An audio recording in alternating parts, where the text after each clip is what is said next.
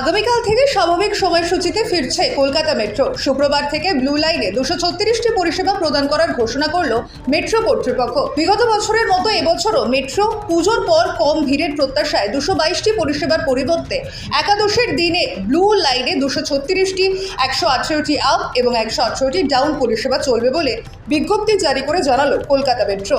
আগামীকাল শুক্রবার সকাল 6:50 থেকে নোয়াপাড়া থেকে শহীদ ক্ষুদিরাম পর্যন্ত কোনো পরিবর্তন থাকছে না। 6:58 শহীদ ক্ষুদিরাম থেকে দক্ষিণেশ্বর পর্যন্ত একই পরিষেবা বহাল থাকবে। 6:55 মহানায়ক উত্তম কুমার থেকে মেট্রো পরিষেবা শুরু হবে, তবে শেষ পরিষেবা রাত 11:28 শহীদ ক্ষুদিরাম থেকে দক্ষিণেশ্বর পর্যন্ত মেট্রো চলবে। এছাড়া 11:44 থেকে শহীদ ক্ষুদিরাম থেকে দমদম পর্যন্ত চলবে বলে জানালো মেট্রো কর্তৃপক্ষ। একইভাবে সাধারণ পরিষেবাগুলি সেদিন গ্রিন লাইন, হলুদ লাইন, বেগুনি লাইন এবং কমলা লাইনে পাওয়া যাবে বলে জানালো কলকাতা মেট্রো।